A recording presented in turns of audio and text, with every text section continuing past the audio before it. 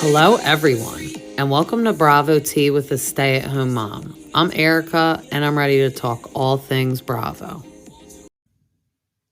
Welcome back, everybody. On this episode, we are going to be recapping Vanderpump Rules and the Valley. And I don't know about you guys, but I am getting pretty ticked off at everyone giving Ariana such a hard time because I see some people saying she needs to get over it. She needs to do this because we're living in the present of like it's 10, 11 months post Sandoval. But this was filmed, we all need to remember, 3 months after Sandoval. So we're all at the beach. They don't understand why Ariana doesn't want to sit on the beach and chit chat with a liar scumbag Sandoval. And he walks away in his strawberry Harry Styles knit sweater.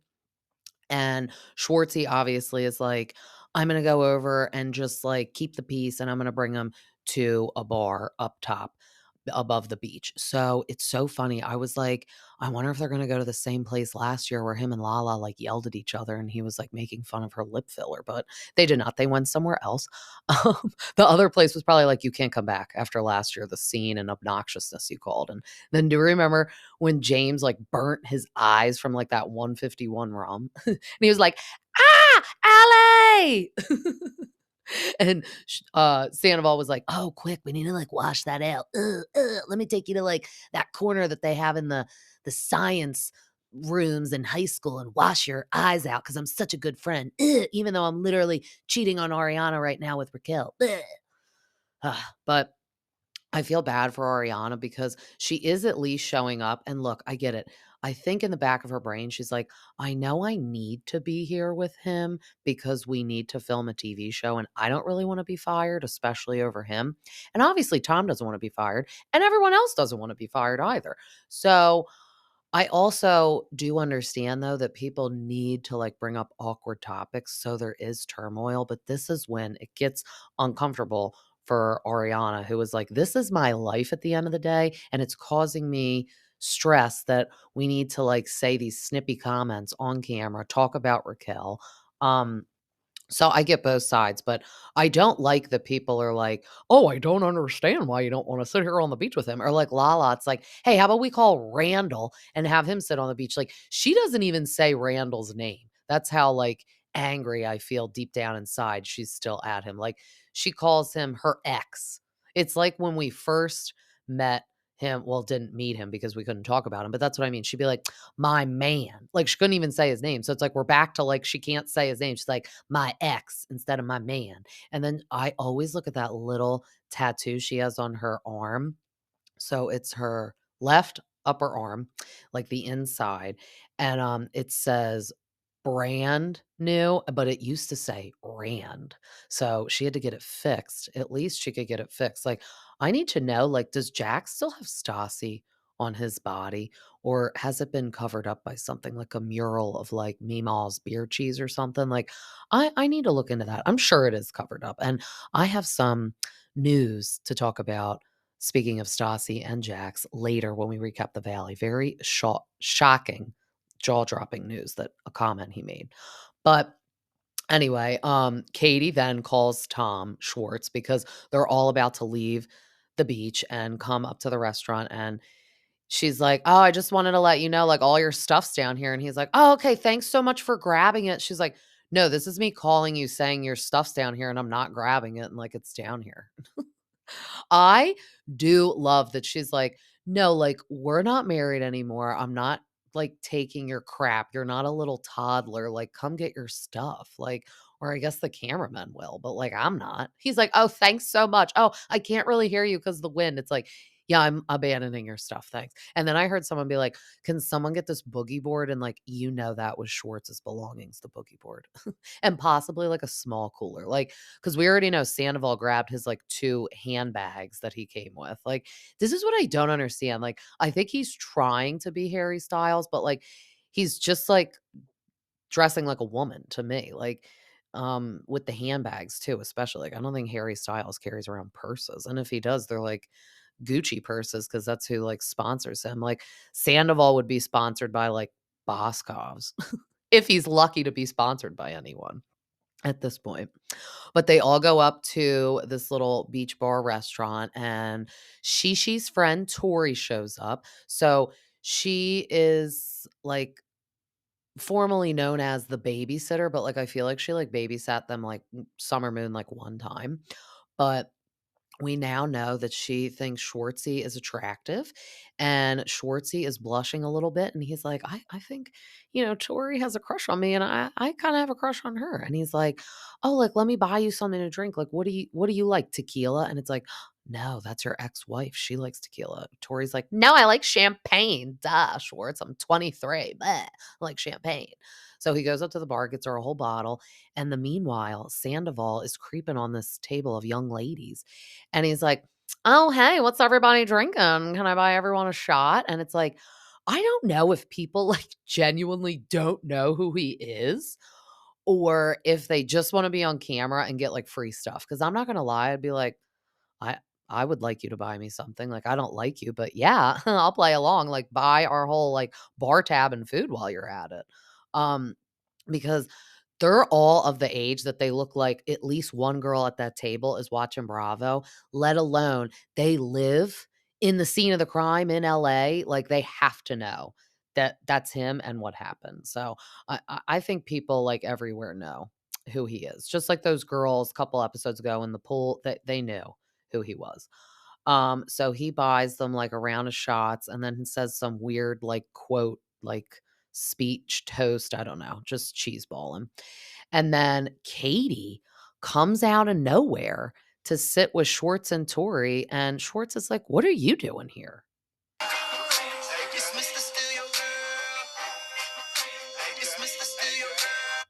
She is creeping in the shadows because we now know that Tori is bisexual and Katie's dipped her toes in the lady pond before. So she's dipping her toe in Schwartz's lady pond.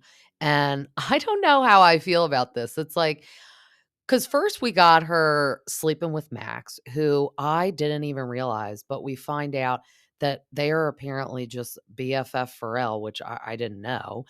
And people are like, no, Katie was actually like always attracted to Max and vice versa. And now she's like allowed, because she's divorced, because she's not a cheater like almost everybody, like 98% of the people on the show.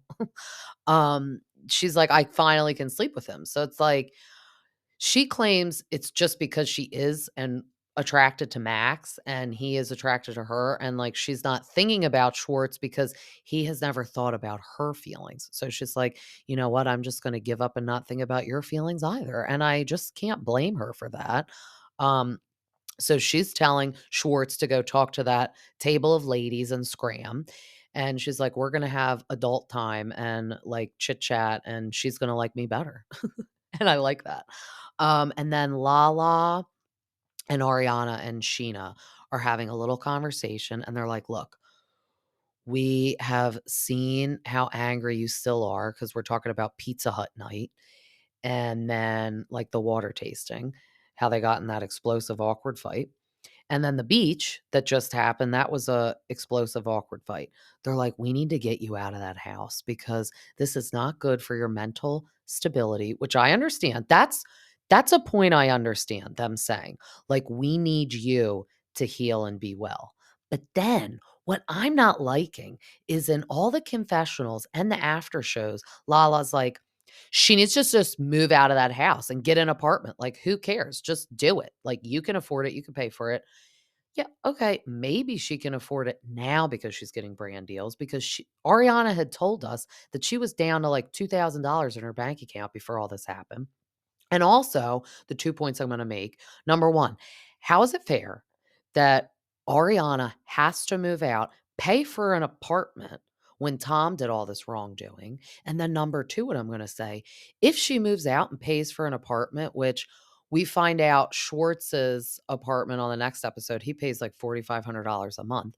So let's say she moves out, gets an apartment for like that or $5,000 a month. She's the one running all around town doing all Broadway, filming shows, filming commercials, doing appearances. So she's never home.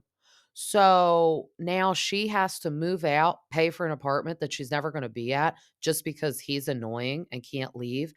I really do think Tom needs to pull his head out of his ass and realize, hey, I did the wrongdoing.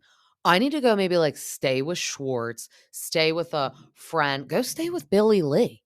Like she seems to want to be your BFF all of a sudden and be on the camera all the time.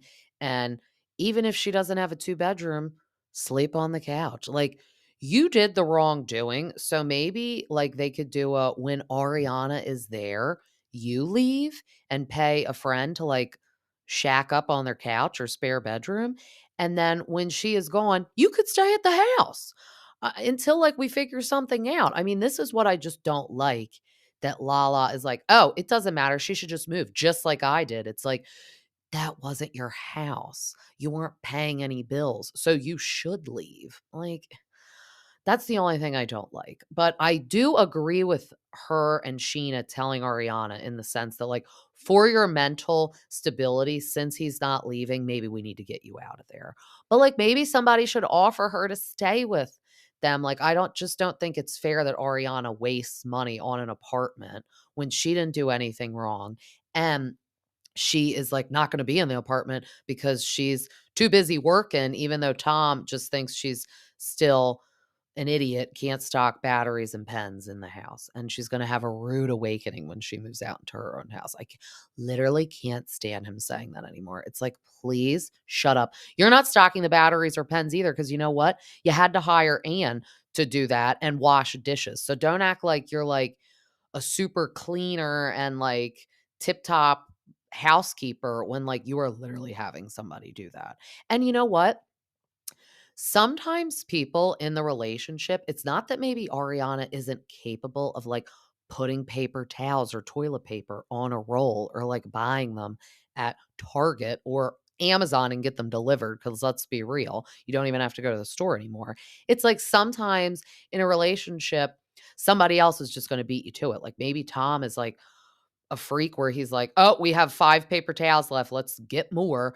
And he's just taking the initiative and doing it. Like, I go to the store and buy the paper towels, or I go buy the batteries, or I like stock things in our house. But if something happened to my marriage tomorrow, do I think my husband couldn't go buy paper towels and toilet paper and like he'd be wiping his butt with his hand just because I was the one buying the toilet paper? No, absolutely not. He would realize, oh, I need to go buy the toilet paper because I'm alone now in the house and the person that used to buy it isn't. And I'm very capable of doing so. So I don't know why he thinks like Ariana now has her well, now today she has her own house. Like, I hope he like knocks on the door and says, like, hey, do you need any paper towels? Cause like I didn't think you were capable of buying them or stocking them. Like she could do the subscribe and save from Amazon. Just to let Tom know Ariana's gonna be just fine right now in her house since currently she is on her own. I'm sure she's fine. I'm sure he's very concerned.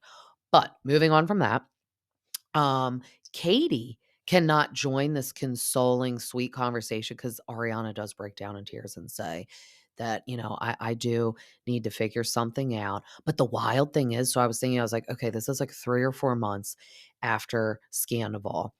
It took her 7 months to get out of the house after this crying conversation. So that's just pretty crazy and wild. But Katie cannot join this conversation because she's a little busy in the corner with Tori kissing her, stealing her permanently from Schwartz, in my opinion. And I guess Schwartz is just like still talking to those girls. Like she's moving in sly. I mean, Schwartz to me like doesn't have game. And that's why he has to like be with younger girls, even though Tori is younger, but I feel like she's a mature-ish younger, like maybe not the way she talks. Cause like I feel like when she was sitting at the table with him, she was a little immature in that sense. But I think Tori is the type that likes someone more like experienced and mature to come over and swoop her in. So that's not going to be Schwartz. So Katie and her are sharing a little peck, and everyone's like, oh my God, look at Katie go. But then after that, we have another weird meetup. We have LaLa meeting Joe, known as Joseph to Schwartz, at a hot dog stand.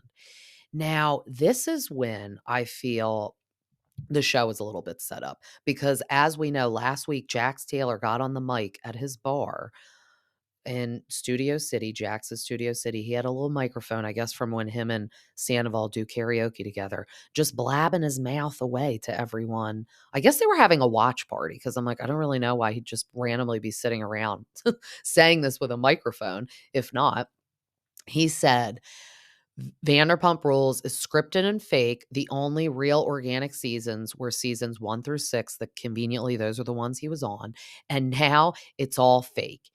And 2 points. I think he can be right because this is an instance where I'm like, no, absolutely not would LaLa just be calling Joe or vice versa to be like, "Hey, you wanna go get a hot dog and talk?" No, like, the producers were probably like, "LaLa, can you reach out to Joe and take her to lunch so you guys can talk?"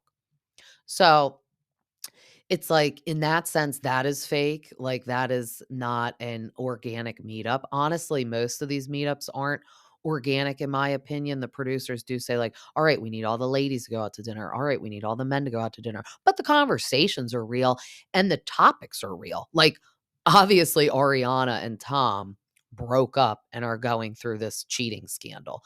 That is obviously true. But sometimes when we all sit down together, were the producers making them sit down together or saying, "All right, go out to dinner and make sure you talk about this?" Yes. So that is the fake, maybe more staged thing.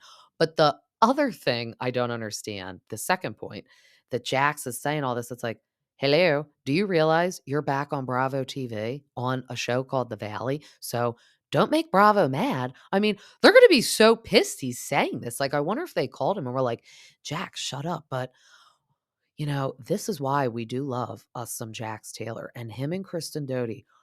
They say they have matured and changed. They have not. And I am glad they have not. They are spiraling on the show, off the show. I love it. I just love it. That's why he is a bad person, but he is good TV. So, like, when people are like, oh, no, we hate Jax, it's like, no, you hate him, his like for real life, but for TV life, you love him. Don't even lie. You love seeing him. So they are at the hot dog stand and she's just saying, like, I don't want you to feel like you can't come around and like you feeling bullied and blah, blah, blah, blah, like that. So then we see James, Ariana, Katie, and Allie go to Top Golf. Now, this place looks fun. I have never been to one. Like, I see a lot of my friends have gone. We have one that's not too far away. So I feel like when the weather gets a little nicer, it'd be fun to get like a little group and go to this. And then the Bloody Marys came and I'm like, sign me up. That actually looks delicious. Like, you would think it would taste like garbage at a place like that, but it actually looked tasty. James got a coconut flavored Red Bull. That's a no. That's a no for me.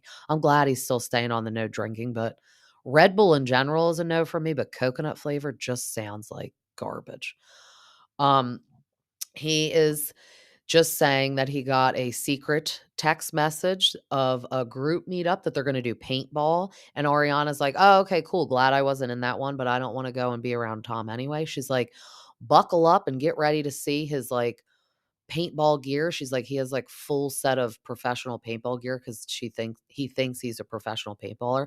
That doesn't shock me at all. I feel like Tom went like paintballing one time and he's like, I have to go to Dick's and buy like $400 worth of paintball gear. And I have to buy my own gun because I can't use the one that you can rent here. Like, I just need to be the best. Like, he's so weird that he reminds me of someone like that. Or like, if he doesn't really golf, but he has like probably like the most expensive set of golf clubs just in case he's invited to golf because he wants to be the best and he has like a whole outfit and stuff like that. Like, he just reminds me of that, which can be like a narcissistic quality. Like, I need to show up and look like I'm the best or be the best at this, even though I really never do this.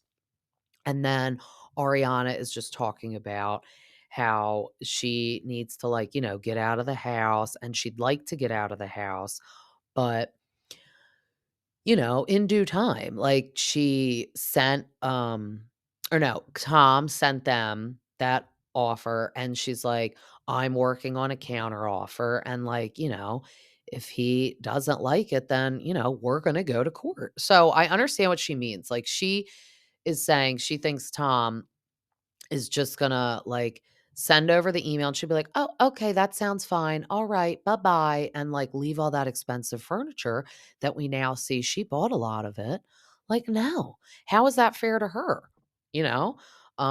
That's what he's not painting the picture and remembering, and I don't know if she wants to take some of the furniture, because I would say that too. I'd be like, "Hey, if you don't wanna pay me for the furniture, it's cool, but, like, I will be taking it with me then and keeping it in storage until, like, I have my house," or, you could use it in the apartment if she wants to rent an apartment and then move in the house. But it is just wild to me thinking about it that, like, she stayed in that house for 7 more months, and she got her house this March. So that's, like, almost a whole year. That's, like, 10 months, give or take, of them like, sharing this house while broken up. That is so wild, like, a whole year sharing the house, and she's at her breaking point on the show right now at 3 months, so that's pretty crazy. But, yeah, they're gonna have court in June, so even though Ariana did buy her own house, they are gonna take it to court for, like, she said they'll do, like, fire sale type thing, which is, like, crazy. I don't know if you really lose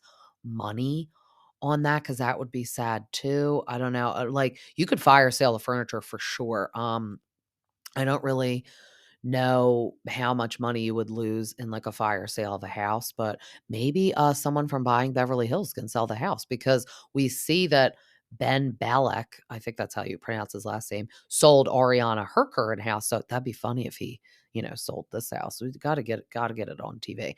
We really do need to get it on TV, though, when this house is sold, because it would be funny. So I hope it's on, like, Selling Sunset, Selling, uh what's the other one? Oh, Million Dollar Listing, or do, like, Buying Beverly Hills. I think that would be fun to see it on TV.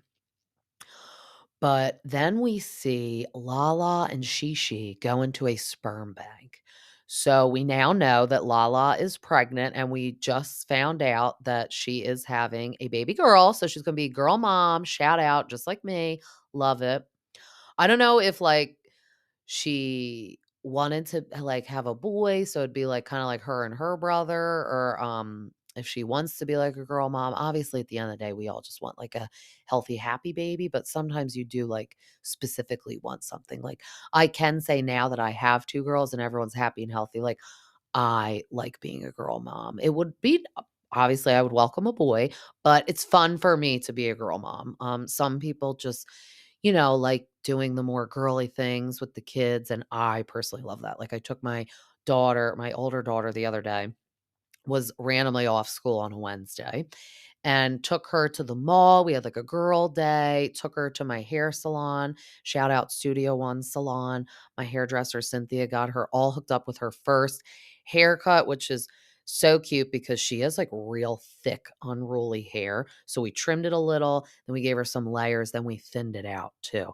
And it's gonna be so much more manageable for me to brush it, because I feel like I was hurting the poor child every day when I would use adult shampoo, conditioner, and leave-in spray conditioner, and I was still, like, battling the knot. So I love that Lala's gonna be a girl mom, because I think, like, her and her mom, like, probably are gonna, like, take them to do such fun girly things. So they're at the sperm bank. So Lala is saying she wants to have another unconventional party, just like the water tasting, and do, like, a sperm thing. So that's gonna be interesting. Like, I don't know if that's gonna be the next episode or the following episode, but that's gonna be quite interesting. And then in her confessional, this is when Lala gets me, and I like her, realness, softness, relate, like, to her, um, emotionally. But that's when I get mad, when she gets, like, snippy with Ariana. She's like, she just moved out. But she said that she never thought she would be doing something like this. She always thought she would have the life like she grew up. Lala grew up in a very nice, comfortable, loving, home life. She had parents that loved each other, that were together and married, had, like, a brother, normalcy, grew up in the suburbs. Like, she really thought she was going to give her child that.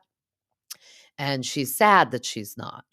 But also, on one hand, it's kinda like when she met Randall and she lived in Hollywood and the life that, like, he had, like, that even if he woulda never cheated on her, like, that probably would've never been a normal life because he's, like, always making movies and not at home.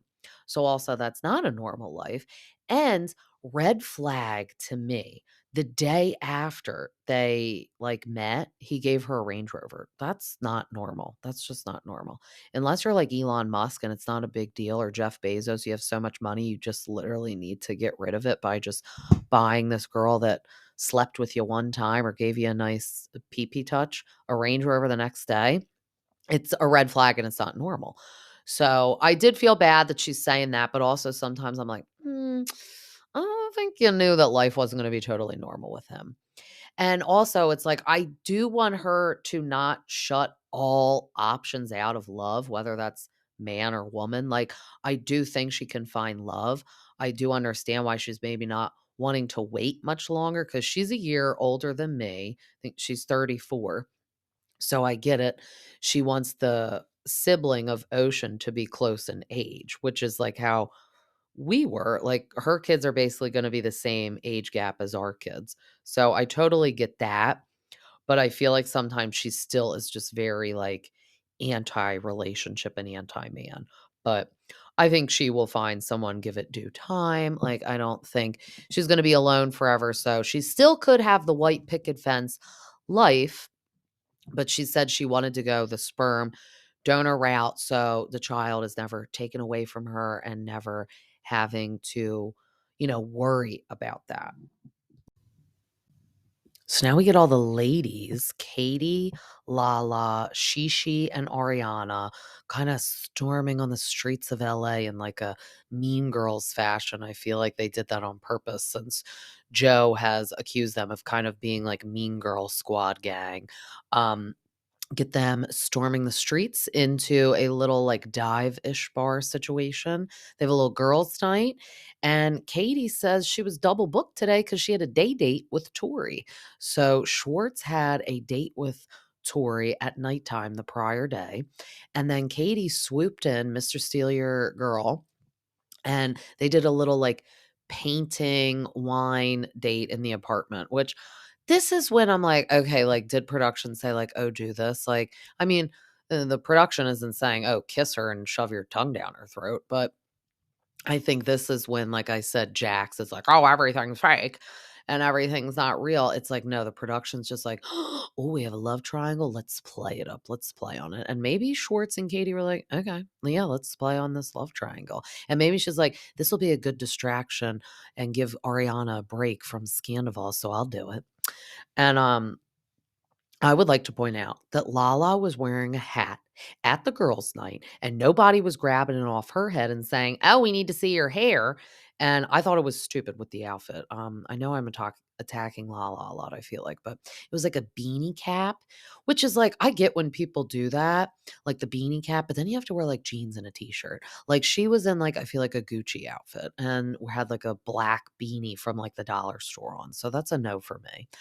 Um, her and Katie are getting in a little tiff, and she's, like, telling the group, LaLa is, that she went to the hot dog stand with Joe, known as Joseph, and she's like, "Why would you do that? Why are you, like, hanging out with her?" And LaLa, this is how she gets. LaLa kinda preaches to people how they should act and feel according to her, but then when it's, like, role reverse, like, Katie's like, "Oh, well, why would you do that?" She's like, "You worry about yourself, I'll do whatever I want."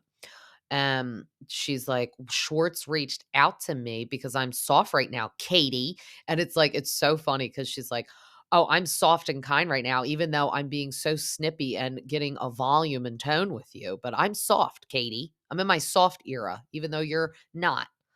I do agree though, but this is when they can't say, "Oh, well, production actually called." Like, when I say Schwartz, I mean production, and they said, "Let's go get hot dogs."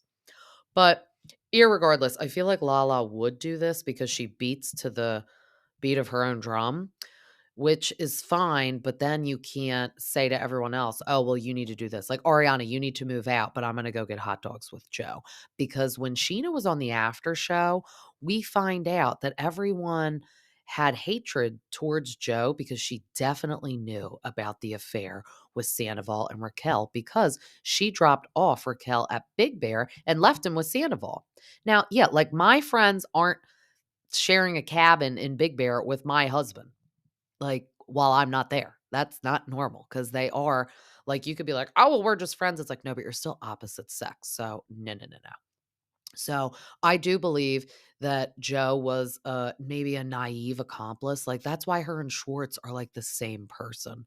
Um, Schwartz is kind of like deaf tone to stuff like that too, until he actually did know, and then that's wrong because he like tried to turn a blind eye when he knew. So I feel like maybe Joe at first didn't realize, but then she knew. Like she had to know in that instance. That's why Sheena's like, that's why I am mad at her, and that's why Katie and Ariana are mad at her. So I get why Katie's like, why would you try and like have hot dogs and be friends with her? But like break bread, hot dog buns with her. Um, LaLa obviously gets defensive. And then we turn to the midlife crisis moment of the episode.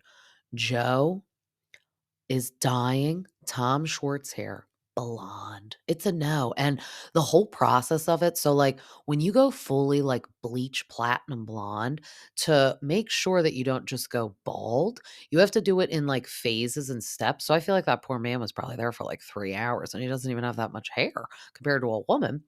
And because we saw kind of like clips of the process, and I'm like, oh my God. So, Sheena and Kristen on like the after show were saying that they thought he looked good like that, but it's a hard no for me because it really blended with his skin because he's pale, and then some of the clothes he wears is more pale, so he's just like a washed out pale figurine now at this point with the like Ken doll blonde hair. I feel like he was trying to do like a Ryan Gosling moment because Barbie came out over the summer. So he's like, I feel like I have Kenergy, but it's like, no, it's just not. It's a no for me. But then he is telling Joe that they're going to go to a singles night. And she's like, oh, can I come? And it's like, I don't like Joe because we are assuming, allegedly, pretty much 98% sure that she knew about the affair ahead of time. But I was feeling bad for her in these moments when, like, you can tell she loves Schwartz. She wants to be his girlfriend. Like, in her brain, they are boyfriend and girlfriend. And he's like, no, I'm making out with people every single night and not remembering, as I always have been my whole life, as we've always seen on Vanderpump Rules. But she's like, oh, can I come? And he's like, oh, yeah, like, it's like me and Tom and Kyle Chan. And I think it was like, I don't know, that other person. It may have been Craig, the new assistant of Tom's, not sure. But so they go to the Mondrian to a little singles mixer, and you get a green wristband if it's a go to be hit on, a yellow if you're like, no, or like in open relationships. So like you're there and you may have a boyfriend or girlfriend, but they're cool if you're hitting it with another boy or girl. So yellow. And then red means like, no, don't approach me. I'm just like a wingman or wing woman for like my single friend, which is, I thought was like a brilliant idea because some of these people, if you think about it, may be in a point of their life where all their friends are tied down, but they're not. So they'd really like to find someone. So one of their friends is like, well, I'll be your wingman. But like going to a singles event is like shady when you're like, oh, well, I'm in a relationship. So having the red wristband is good. I thought this was a good idea. Um, Joe, if we didn't think that Katie was a cock block for Schwartz with Tori, Joe is the biggest cock block and like playing with his hair and interfering when some girl and him are flirting. And she's just like, oh, what's going on here? I mean, killing his game because the one girl that he was flirting with wearing his hat, she's like, "Oh, your girlfriend's gonna get mad." He's like, "That's not my girlfriend. That's just like my friend girl that's named Joe that lived with me that like she's not my girlfriend." But I was feeling bad for her in that moment because like in normal Schwartz fashion, like he can't be honest because he risks of like hurting people's feelings, but in the process of him never being honest, he's hurting people's feelings. So I was feeling bad for her. He was like started like making out with this girl. She's like, I bet you've never been kissed by someone like me before. Cause he's like, oh, I love to like run around LA and like black out and like make out with everyone. Like I used to do that to my wife. And she like gets as soon as her lips touch Schwartz's lips, her tongue is like all the way down into like his esophagus. If Anna Marie was around from Real Housewives of Beverly Hills, she'd be checking on Schwartz's esophagus, making sure it's okay after that violent kiss. And of course, Joe, that's when she comes up behind him. She's like, oh, what's going on? And she's like, I'm gonna leave. And then she's like storms out and crying. So this is the second time we've seen her storm out from a hotel crying. And Schwartz is chasing after her and he's like, Joseph, are you okay? He literally never calls her Joe. So I get that that's like his nickname for her, but first of all, that is like a man's name. And then second of all, I don't know if he is saying Joseph over and over again to like reiterate in her brain, like, I think of you as like a dude, bro, friend, not a girlfriend, not a potential girl. So I'm just gonna keep calling you Joseph. So that also was like a little annoying. But I was feeling bad for her, but she shouldn't have invited herself there. But I feel like she was inviting herself there to self-sabotage him picking somebody up. But it's like, if you have to do that, why would you even wanna be with him? And then that's the other thing, like, if he's telling you he's going to a singles event, like, he obviously wants to be single and not be your boyfriend, so it's kinda like, maybe you should go find a boyfriend. And I mean, when she does spiff herself up because she wasn't wearing a hat, she was having the hair looking real pretty, I feel like because she wanted to impress Schwartz. She is, like, a cute girl, like, I wouldn't say she's anything, like, crazy like model status, but like she's a cute girl and like their bond because he's weird and she's weird. It does like work, but at the end of the day, also I feel like they're the same person, so that doesn't work. And that's why he looks at her as like a friend and like a guy kind of.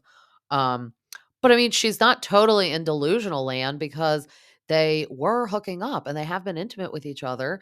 So I did feel bad for her. But then we'll touch on at the end, the very heartbreaking part. Um, the whole gang heads to paintball now. This is when Ariana is not included, but she does not mind. And you know, Katie is like team Ariana. She's not going either. And Ariana was correct. Tom is showing up in like full expensive paintball gear that he's probably used one other time in his life. And I was like, I'm ready to see Brock like screw everyone up on this. Like get some paintballs into some blood streams. And he was like a daredevil. He was wearing shorts. And I have never been hit by a paintball, but I feel like when I was in high school, that was like an era for like guys were like so into paintball. So I feel like all of my guy friends would go paintballing and say, like, oh my God, if you get hit with one of those, it hurts so bad. So all I was thinking about is Thunder Thighs Brock over there having his leggies hang out. And if a paintball snaps his leg, it's gonna hurt, but he's probably so good, nobody's hitting him with a paintball. Like, Tom Sandoval wears women's pantsuits and carries around purses. I'm like, "You're not masculine enough, in my opinion, to be paintballing, and you're gonna get messed up." And we find out immediately James, like, hits him ASAP.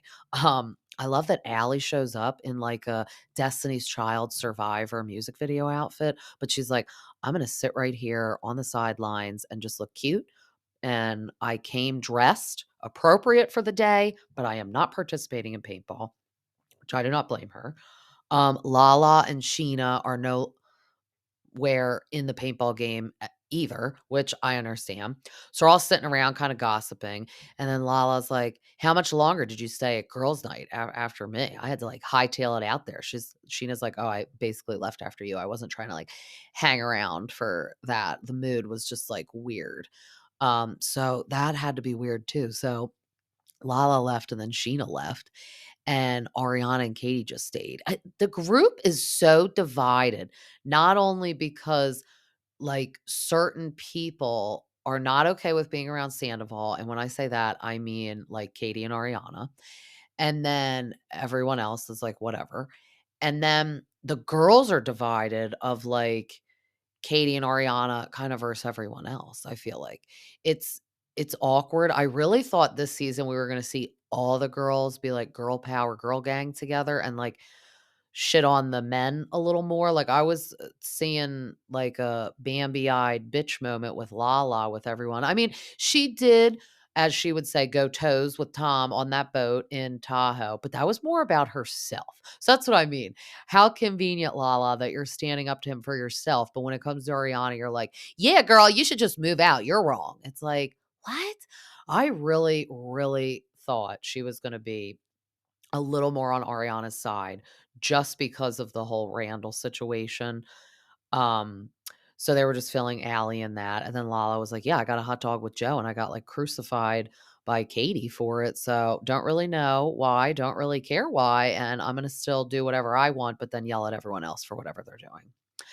So then that brings us to the end when Joe and Schwartz are having, like, a weird this is like a I'm breaking up with you, but we're actually not even dating, so I don't have to say I'm breaking up with you thing, but he walks in his own apartment and she's already there with the dog, so I'm like, "Is she still staying there, or she at least still has a key?" And then when they show the panoramic view of the apartment, this is where I'm more on Joe's side. There are, like, little love note Post-its all over.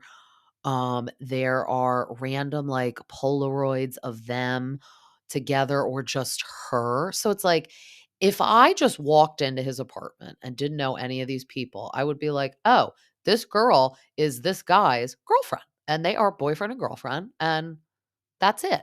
So I don't know how naive he can be at this age and at this juncture in life that he doesn't get that he has sent Joe mixed signals. Because especially, like I said, she said they have been intimate. They have actually said, "I love you." And that's awful. Like, I do feel bad. So she's like, we can't really like hang out because if you're gonna like see other people. And he's like, "Yeah, well, like I thought I was really clear about that. Like I'm going out and I am seeing other people and I'm hooking up with other people." And he's like, "I mean, if that means we need to hang out less," she's like, "or at all." And then they then go over to the couch and kind of talk about it more. And she's like, "I just want you to be happy.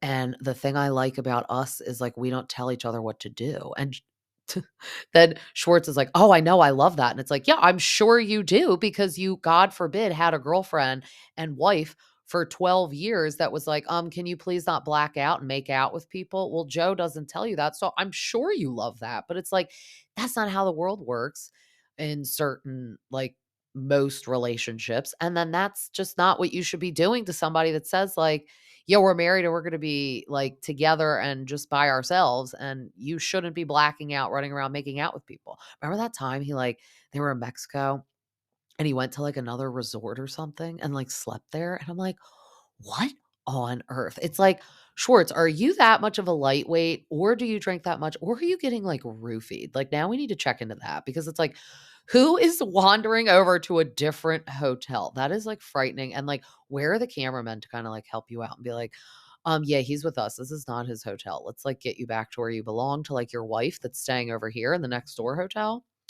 Crazy. But Joe is crying, and then that's when I started to feel bad for her because we all have been in situations where maybe we're the one more into a relationship or somebody is sending us mixed signals, and it hurts your feelings. And she is just so in love with Schwartz. Like, this was the moment when I'm like, "Oh my god, no, she wants to marry Schwartz, like, tomorrow." And that's obviously why she came to the singles thing, because she wanted to shoo people away, because she just wants Schwartz to realize, like, "Pick me." And she's like, "I mean, don't you think we get along so well and, like, we would just be so happy together forever?" And he's like, "Yeah, we would." And then that's the other thing that bothers me too, because, I mean, good for Schwartz for saying, even though it's obviously taken him this long, because the girl thinks they're, like, in a relationship. He's like, "We do get along so well, but, like, my heart's just not in it, and, like, I don't wanna be your boyfriend and just no." But if you could see yourself growing old with her and you have such a great relationship with her and you have said, "I love you," and you have been intimate, why don't you wanna be her boyfriend? Is it just because you may wanna black out tomorrow and make out with some rando girl you'll never see again? To me, if you find someone like, that doesn't matter. Like, I love my husband, like, I don't care if I would, like, see somebody tomorrow. I don't want to see somebody tomorrow. You know what I mean? So this is when I'm like, Tom Schwartz, Tom Sandoval, and Jax Taylor can never, ever, ever just stick with one person. Because I'm gonna get into the Jax of it all next when I recap the Valley. But it's just like the best person for them is still not good enough for them. Like, that's why these women, like Ariana, is so upset. She's like, I never did anything to Tom. Like, I don't know why he did this to me. It's like, it's not you, it's them. There's something wrong with them. They need to be liked so much by everyone that they want it to be like shown to them like that too. It's just really crazy. We need to study their brains. I mean, to me, it's like I'm 33 and I wouldn't even want to go find somebody else. These people want to find new people like every day. It's so bizarre to me. I don't know if it's because of the lifestyle, the location of where they live. It's just, I guess that's why people live in big cities. They like want to be surrounded by new people constantly and stuff. But you would think by their age that they would all just want to settle down and just be with one person that wants to be with them too.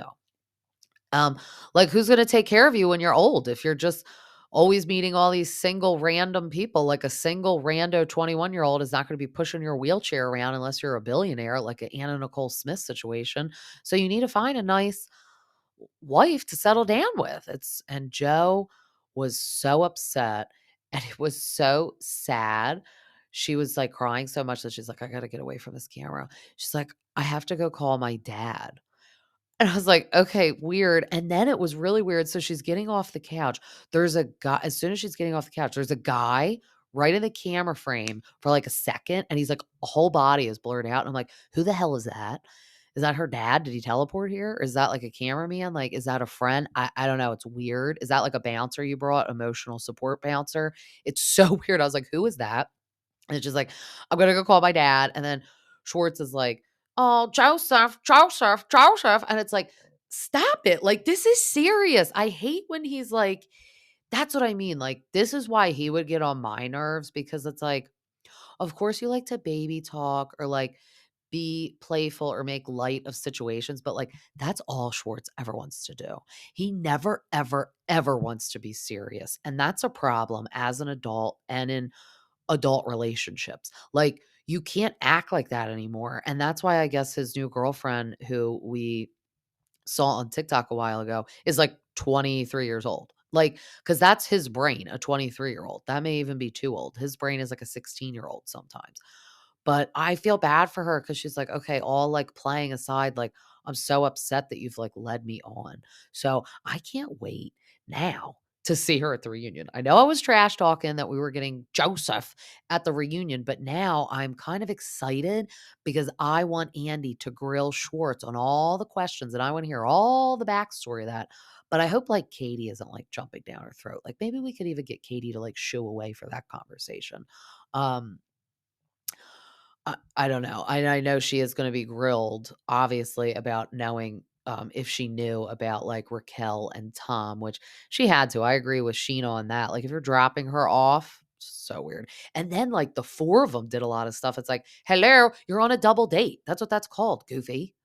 Ugh. Alright, but we're gonna take a little break, and then we're gonna recap the Valley. Do you ever struggle finding unique gifts for kids that they will be excited about? Look no further. Ellie and Mila Boutique has everything from custom jean jackets, backpacks, sneakers, and more. Go to ellieandmila.com to use my code BRAVOT10 to receive 10% off your order. That's ELLIE and MILA.com to use my code BRAVOT10 to receive 10% off your order. I know both of my daughters have a custom jean jacket from there and they love it and I love it. Every time they wear it, everyone compliments it, asks me where I got it. So, if you are thinking about getting one for your own child, a family member, or as a gift, these are perfect. So, again, that's ellieandmila.com and use my code BRAVOT10 to receive 10% off. And And we are back, and we're going to talk about the Valley recap. But before we do that, this is the earth-shattering, jaw-dropping news. I had to talk about Jax Taylor. So, as we know, him and Brittany are still separated. And recently, somebody wrote, "You should have married Stassi," and he liked the comment. Like, what? What on earth in the fresh hell? Rotten hell. I mean, he is still married to Brittany, and that is just beyond disrespectful. And I already know, definitely point blank, it's all Jax's fault of why they're separated because what would that sweet Kentucky muffin do besides putting up with his annoying shit all the time? I mean, that is so disrespectful. And it's like, newsflash, bud. Stassi is happily married with 2 children. Never, ever, ever would have married your ass. She's the one that broke up with you. Remember that. And preview of them being married, it would have been like, remember they keep showing those flashbacks of Stassi being like, "I'm the devil, and don't you forget it." Like, Stassi would have never put up with his shit as long as Brittany has. And Stassi, like, once Jax cheated on Stassi, she kicked him to the curb. Bye-bye.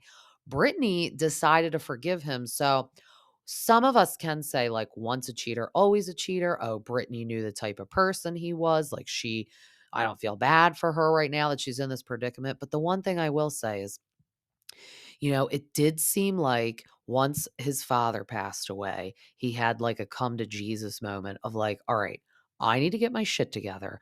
I need to stop acting like a 21-year-old. I'm a way beyond grown adult male. And I don't remember how old he was when they got married. But it's like, he's like, I need to like settle down with Brittany. Like, she's wonderful. She's just amazing. She's attractive. She's nice, and like I can have a future with her. So I just need to put the hose aside. And then obviously, like, they got married, had the son. Like, I really did think he changed, but I just think being back on TV and then now we see him having the bar is just no for him. It's like something went like boom in his brain, and he's like activating like kooky unhinged Jax, kind of like crazy Kristen ish. So I thought that was so awful. It was when Brittany was on the Skinny But Not Fat podcast. They were talking about that. So I have to listen to the whole episode. I haven't had a chance to listen to it, but also I did see a funny little reel that they made when she was on it. So it was like that music that was like, all that work and what did it get me? So it's like Brittany sitting there doing that with her hands, and it says under it like, all like 10 years I've spent with you, married, and now have a child just to be separated. And I'm like, oh shit. Shots fired back at Jax because that's disgusting.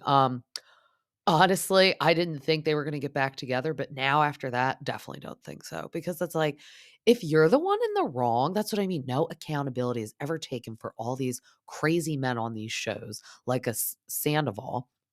Same thing for Jax. Like, birds of a feather flock together, honestly, with the 3 of them. Because I feel like Schwartz didn't really take much blame with Katie either. But it's like, how are you you're in like a timeout, like right now.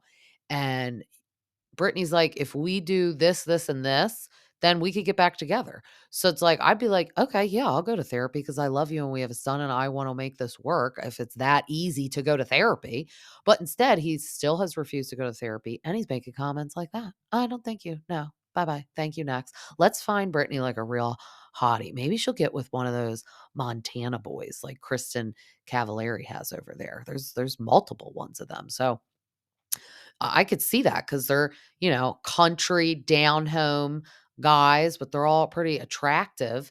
I went on their TikTok page. It's a little goofy, I'm not gonna lie. I think people only follow them because they're all shirtless and attractive and young, but they lip sync barely too. It's like so half-ass to like 2 songs. Like it's literally 2. I don't listen to country, so I don't know the name of the one, but it's like one song and then the other one is Save a Horse, Ride a Cowboy. I of course know that song.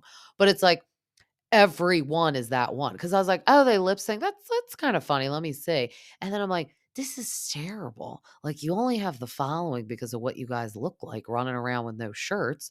And then now they're definitely like need to give Kristen like a Kris Jenner manager percentage, I feel like, just for talking about them, giving them life. Like, they've probably gotten so many curious followers and everything just from that. So she needs a cut. Like, she needs to take a book out of Kris Jenner's page and do that. She could be their momager because she's a lot older than them. So that would be good. But not to talk trash on that, because I do think age is just a number. I'm 15 years younger than my husband, even though usually, in my opinion, it works better when the woman is younger because men are naturally just more immature.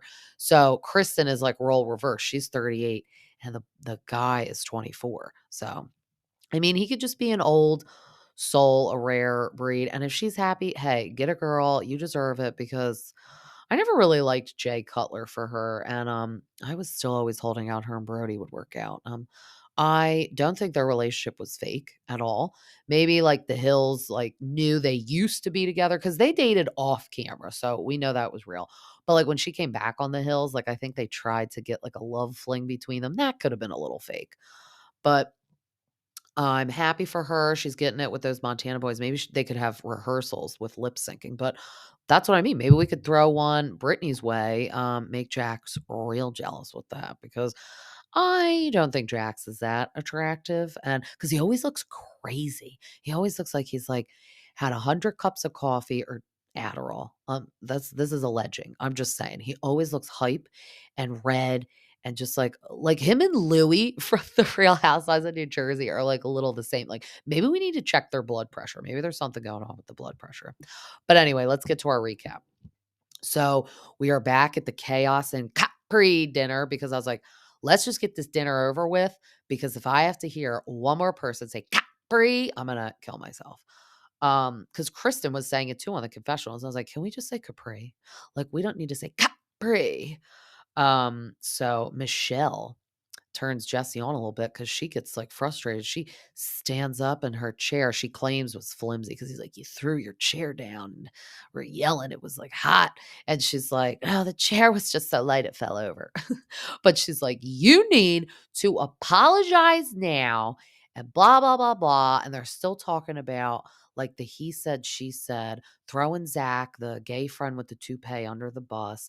I'm like over it at this point. I'm like, all right, because perhaps things were said about whatever off camera. And now what happens is crazy Kristen is taking the reins, orchestrating and driving the crazy bus on the drama show on Bravo.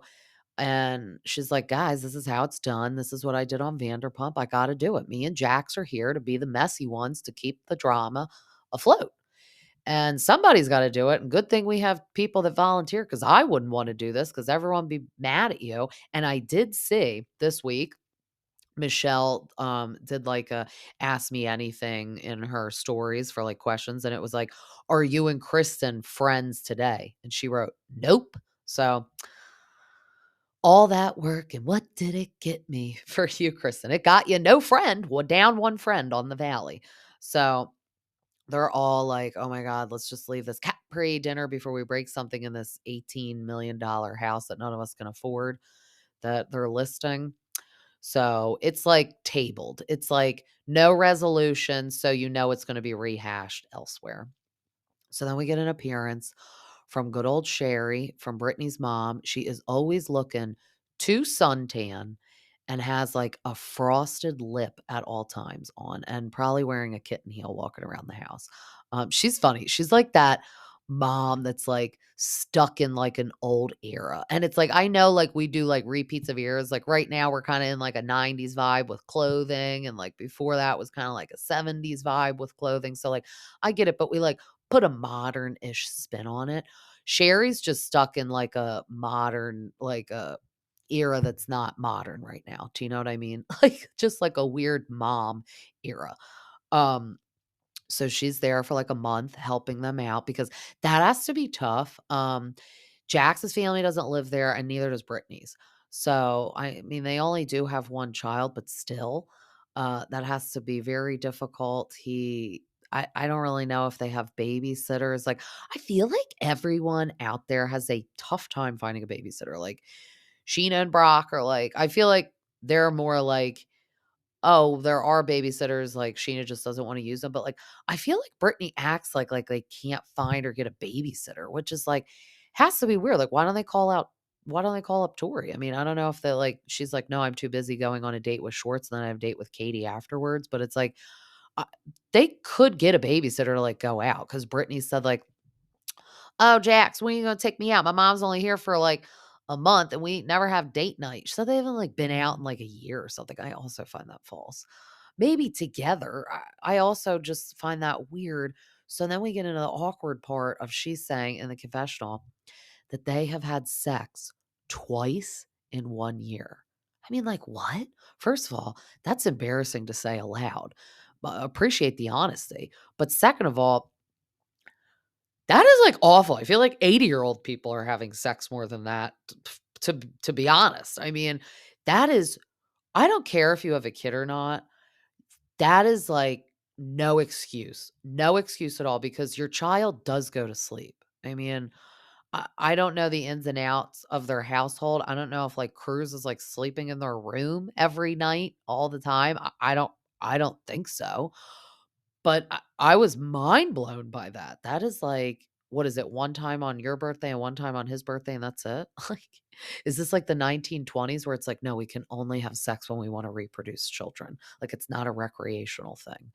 Um, but yeah, that's not going to help your marriage. So obviously, we're getting more insight of why they are separated. She said tumbleweeds are drifting by in their sex life. And I'm like, that is just awful. So then they are talking about the speech therapist that's about to come over. So I, as a parent, felt so bad for them. So Cruz is, I think he's going to be 3 soon. So this is when he was like 2.5 or 2 on the show. She's like, Brittany said he made all his like, normal, like goal sets. So, like, when you go to the doctor with your kids when they're little, like, the pediatrician will be like, "Okay, like, can they do this?" Like, if you're talking, do they look at you? Like, you know what I mean? Like, just, marking points to make sure they're on the right path developing pretty much.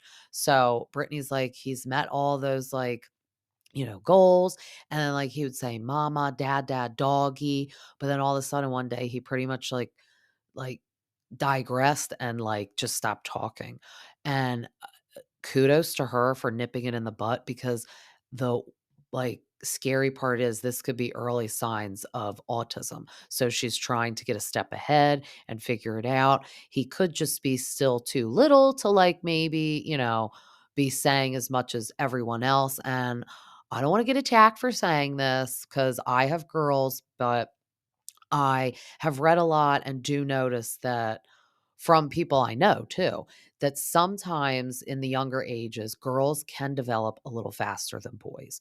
So Cruz is around like Stassi's daughter. Well, not really, I guess, because they don't talk anymore, but was. But he's around like Ocean and Summer Moon. And Brittany's like, oh, like they're talking and doing this, and like he's not. So as a parent, it's hard. You always compare naturally sometimes to other kids, but you can't at the end of the day. That's too difficult to do that because everyone moves at a different pace as long as they are reaching those goals at some point, but sometimes people just do things earlier, which not a problem. But I think she's, like, worried that he's not developing like he should be. So, it's good that she's having a speech therapist. Nothing can ever hurt, and just showing what a great mom she is. And Jax, like, I'm not gonna knock him, like, he does seem like a great dad. He's just not a great husband. So, he's like, "I need to stop comparing him to other kids and stuff like that, because that's why I was thinking about the Ocean and Summer Moon thing, like, I bet they're looking at them who are girls who maybe develop a little faster, talking full sentences or doing whatever, and they're worried about him, like, "Oh my gosh, now he doesn't really talk." And if we all remember, my Jersey fans, Jacqueline Larita's son, Nicholas, was, meeting all his marking points, and then one day he kinda just, like, shut down and didn't talk. And then we do know, like, we had the journey with her on the show that he does have autism, but we see I follow her on social media, like, Nicholas is so grown up, it's, like, really wild. He's, like, 6. 14, I think, because he's like, no, maybe not that old. Because I think he's Audriana's age because they were born like the same time. So Teresa's youngest. So I don't think they're quite 16. So maybe like 15. But I mean, he's doing great. And it's great. Jacqueline always and Chris went the extra mile to get him help. It was always so heartwarming to see them. And they always say God gives you what you can handle. So sometimes, you know, you're with the parents that are more equipped to do that and have the patience and the resources and everything. So love seeing Brittany and Jax just getting on top of this and hoping that Cruz is, making some progress. I'm not sure if she'll maybe give like updates once the show is over because obviously they can't like spoil anything now. But that is another thing that I will say probably has to be like a little bit difficult on their relationship too, if they're, like, worried about him, and kids are just stressful, like, even if your kid is, like, well-behaved and talking up a storm and everything, like, it's just you're worrying about a whole whole 'nother human life and trying to worry about each other too, so that brings us to our next couple who struggles with the marriage is Jesse and Michelle. So they're just kinda talking about the Capri night and talking about Kristen and he was saying like, "Oh, it's so, like, hot when you, like, threw that chair down." She's like, "No, it's just, like, weighed, like, nothing, so that's why it, like, fell." And he's like, "If Michelle was this, like, forceful in the bedroom, we'd have 6 kids by now." And I was like, "Oh my. I don't think you would want 6 kids though, buddy, because it seems like you get stressed out with just 1." Um but she said, "This is so sad." So they were kinda joking in the backyard, just like a normal conversation, though, I feel like my husband and I have on, like, a daily basis they're having.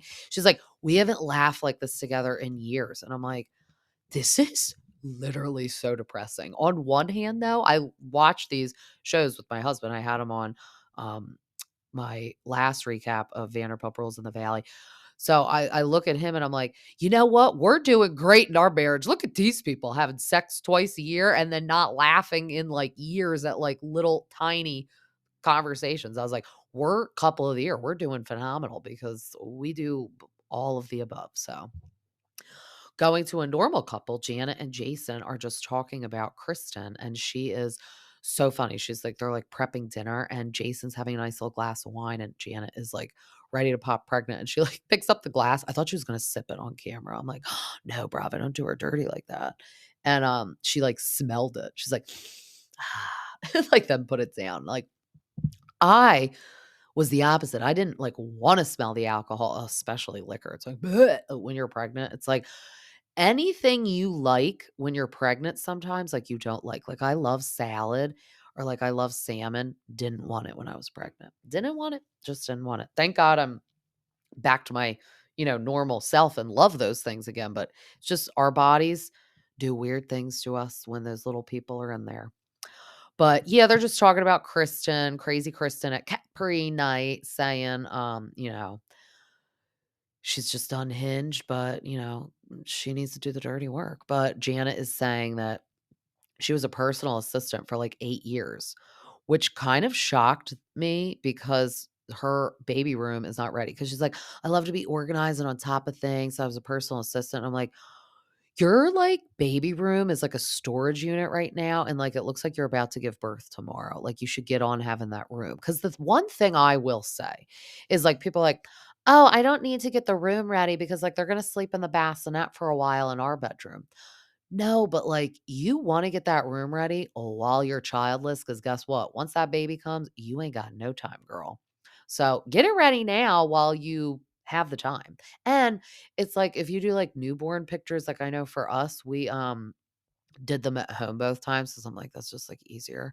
And I wanted our dog in them and whatnot, and I'm just like, "I don't really wanna leave our house right now."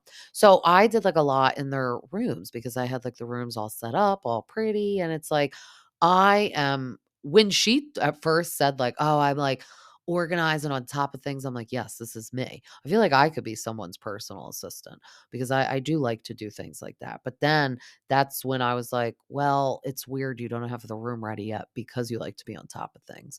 Um, I mean, nothing dramatic. Her husband looks like he'll totally be helpful, and, like, I could see, like, all the girls come over. Maybe we'll see that, like, later in the season, like, all the girls kinda help her get the room ready, like, I think that'd be cute, or definitely Brittany.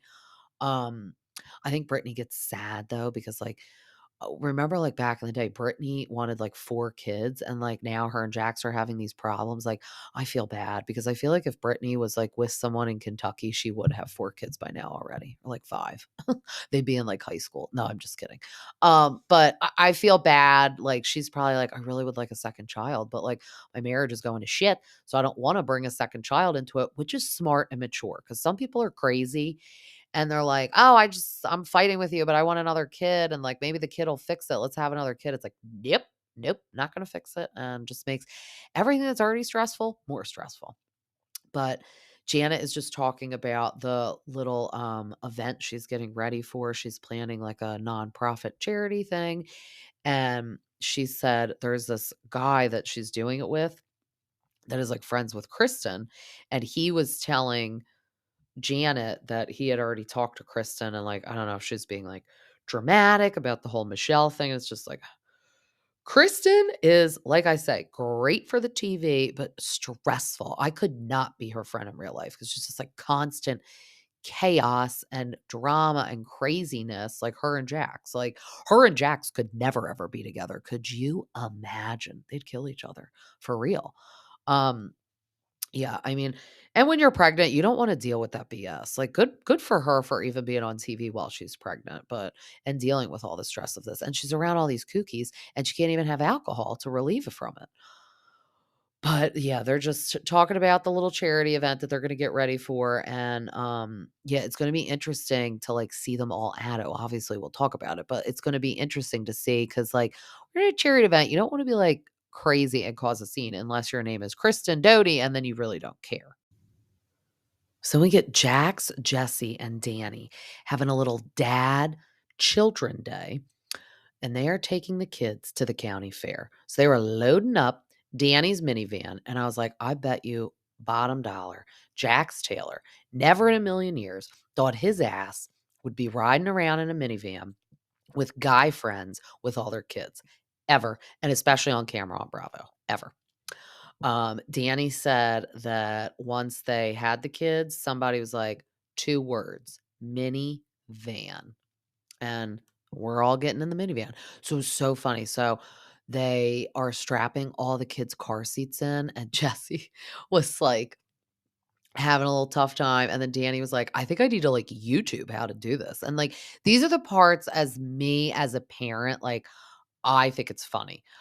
I could see people watching this show that don't have kids yet, like, that are like, "All right, this is, like, corny, like, I don't care, I don't wanna watch this," but, like, for me, this is, like, I struggle buckling the car seat, like, getting it in the safety latch thing, like, I make my husband do it, actually, he's good at it, so I was having, like, opposite of them. I would have been the one having to YouTube how to do it, like, I know what to do, it's just I actually physically can't. You gotta, like, dig your hand down there so far and clip it in, and it's just, like, wild. Once they get in the booster seats, it's definitely easier, better. But they are riding down the road, and then I was like, I wonder if the children are, like, panicked that they're just stuck with all 3 of them, and they're like, "Alright, like, is there, like, a phone emergency phone we have, like, in case we need mom?" Like, "Oh, can't believe the 3 of you are, like, in charge of us all day." So they get to the county fair, and then they start talking about, like, their sex life, which is just, like, so weird because it's like, um, Annabella, like, Jesse and Michelle's daughter, she could definitely understand and hear what they're saying probably, like, maybe Cruz, not really, and then Danny's son is 18 months, so he definitely isn't understanding. But Jax and Jesse were both telling Danny like, the lack of sex from their marriage, and Danny is like I love Danny and Nia because I think the fact that they have 3, under 3, and they live in an apartment, obsessed with them. They're gonna be together till the day they die. I mean, they just, like, really seem like their teamwork, like, they understand each other, they care about each other, they, like, wanna please each other. Like, Jax just wants Brittany to please him, and then he thinks he doesn't have to please her back, and Jesse too, like, Jesse and Jax are definitely the same, like, I think Jesse, Jax, Tom, and Tom could have a show. We could call it, like, the 4 selfish people. Like, I don't know. Like, Bravo could do a spinoff of, like, how men should not act. And here's the 4 examples. But Jesse's saying that, like, him and Michelle never have sex, and then Jax was like, "Yeah, like, me and Brittany used to have sex, like, 3, 4 times a day." It's like, "What? No, you didn't. No one does that, and if they do, they are lying." Hey, Jax, you're the one talking about Vanderpump Rules is scripted. You just scripted that line for yourself in the Valley. That is a lie. Your penis would be off of your body, I'm sorry, if you had sex 4 times a day, every day back then. That is a no. And, like, do you just have nothing to do? Like, are you not working your shifts at SUR? You're, like, clocking out and clocking back in because 'cause you're like to Lisa, like, "Oh, I had to go have my 3rd session of sex with Brittany of the day. Like, sorry, if we don't do it 3 or 4 times a day, we both just combust." Like, I don't think so. So I think he's just trying to make the situation more dramatic. And I don't know if they're both dramatizing the 2 times a year because that's like really bad. That's really, really sad.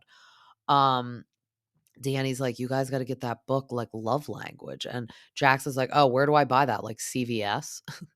And he's like, do I have to like read it? Is it like a game? And Danny's like, yeah, it's a book. You need to do some reading. Do you know how to read? Like it's like Jax is like, is it a picture book? No, he didn't say that, but he's probably hoping and thinking that.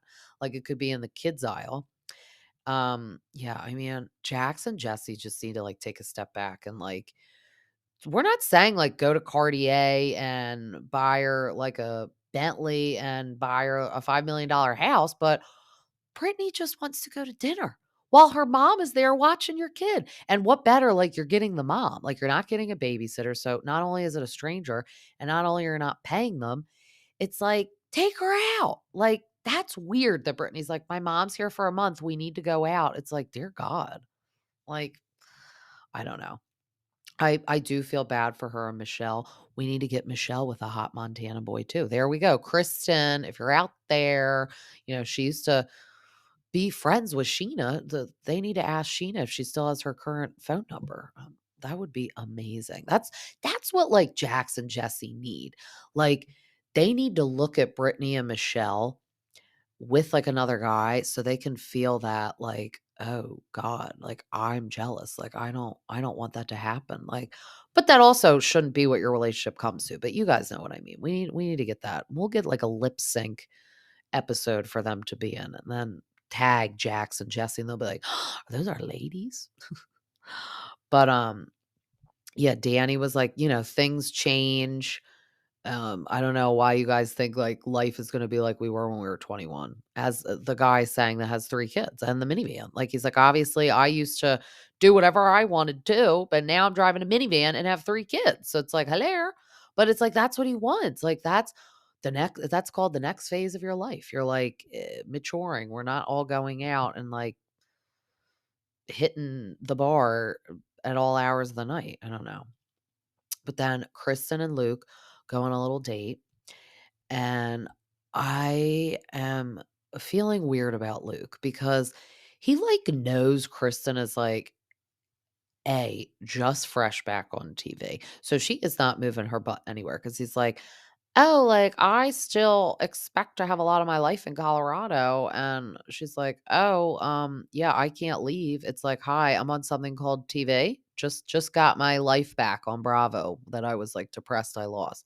And B, he, like, just started a podcast with Kristen, so also I'm kinda like, "You obviously know you're gonna have to move here," and it's like, you're on the TV show too, and I don't know, he must like being on TV in the limelight, like, he acts like, "Oh, I live in Colorado and all this acreage of land, and I'm just a simple lad," and it's like, if you were a simple lad, you wouldn't even be talking to Kristen, let alone being on the show with her, half-time living with her, and then considering reproducing and having a child with her. So you obviously don't like a simple life. You like a crazy life. um, but while they are on the date, Danny and Brittany have been reinforced by Luke to go set up the apartment in a romantic fashion. And of course, poor Brittany is like, I wish Jax would do this for me. Here I am setting up a romantic night for somebody else. She's like, oh, my mom Sherry back in the house. Like, I should be doing this. Instead, Jax is like with Tom and Tom singing karaoke at Jax's Studio City, eating Miramars beer cheese. But they're setting up all these like candles. And then Luke has like a German Shepherd that we're lucky didn't like chew Danny's leg off. And Danny's like, when I answered the door, like I peed my pants a little bit because I thought he was gonna like hurt me. The dog's like wagging the big tail, like knocking the candle over. Like obviously they were all battery operated candles on the floor, but up top they lit some candles. Like, could you imagine if they lit the candles on like the nightstand and stuff to set the mood for them? And they come back and the apartment's on fire. That would be awful. Like, Kristen just moved into this apartment, like, and, "Oh, we caught the bedroom on fire, sorry." The dog, like, leapt onto the candle, but spreading, like, rose petals all around, doing it. There's a massage table there, so they walk in after dinner, and he's like, "I'm gonna give you a massage," and it's like, Luke is, like, so not my cup of tea, so, like, picturing him, like, being all romantic with Kristen, I'm like, "No, ew, bleh." I don't wanna picture you naked or, like, giving her a massage or anything of that nature. And like I said before, Kristen is, like, no, like, type. Like, every boyfriend she's had looks so different, acts so different, like, he has to be the most, like, not like anybody else, you know what I mean? Like the most standout different one from everyone. So, hey, maybe that's gonna be a good thing for her. Maybe this is gonna work, but his butt needs to realize he's in LA for good because you're back on TV, bud, with kooky Kristen, crazy Kristen. But they all go to the charity event and Kristen and Michelle are still not talking. So this is gonna make for an interesting night. And then they are at separate tables because Janet's like, I'm not dumb. I wasn't gonna put them at the same table. Everyone looks nice. Jesse shows up though, looking a little art deco odd.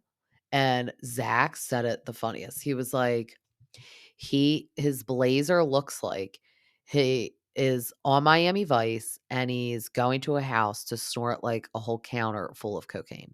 And it kind of did look like that. Like it was weird. It was weird. He definitely tries to go for the standout looks, but it was a little weird. Um but then they are sitting down at the tables, and Jasmine is actually asking Jesse and Michelle, like, how they met. And this is just another example of, like, why I know that they're not gonna make it because they just are, like, can never, like, compliment each other or anything, and it's sad and hard to watch, but she's like, "Oh, yeah, like, I met him, and then, like, he didn't he was a douche, and then I was like, 'Oh, I don't like him,' but then, like, I got drunk after I went out with my friends, and I, like, booty called him." And in her confessional, she's like, "Yeah, now I'm in the world's longest booty call." And I'm like, "Oh my god." Like, they're worse than Brittany and Jax, which is pretty crazy. But also it is because we haven't seen Brittany and Jax have their squabble yet. The only thing they're doing is both bitching about their lack of sex. But also it's like, Jax, if you're never gonna take her to dinner, she's never gonna give you any ass. I mean, honestly, like that's what I mean too. Like these men, I think, just think these women are gonna fall all over them, but it's like you're really doing nothing for them to do that. And yes, they are busy with children, but it's like, come on, Sherry's there with the frosted lip and the, like, fried skin, so let her watch Cruz, take Brittany out to get some nice dinner, have some tequila shots. But then they are just kinda talking about, like, the whole issue between her and Kristen, and Zach is like, "If you guys would reciprocate an apology, like, I think, Kristen would wanna do that. Like, do you guys wanna talk? Do you wanna talk right now?" Like, he's like, "Okay, Zach, you're getting the wheels moving too, like, getting the production you're putting your production pants on." So Jesse, Michelle, Zach, and Kristen get up from the tables, go out. Jesse's like, "Yeah, as soon as she brings my other margarita, I'm down for the conversation." He's like, "I need a drinky." So they get out in the front steps, and Kristen's like, I love you." And immediately Jesse's like, "Ah, whatever, just so mad at her." And then he storms inside and he's like, just like, "Ah, Kristen." And I'm like, all right, that's a little weird. Like, it's probably because though he's just mad at what Kristen did. And no matter if him and Michelle are like marriage on the rocks, like he's gonna defend his woman because that's still his wife, which is a good thing. Always should do that.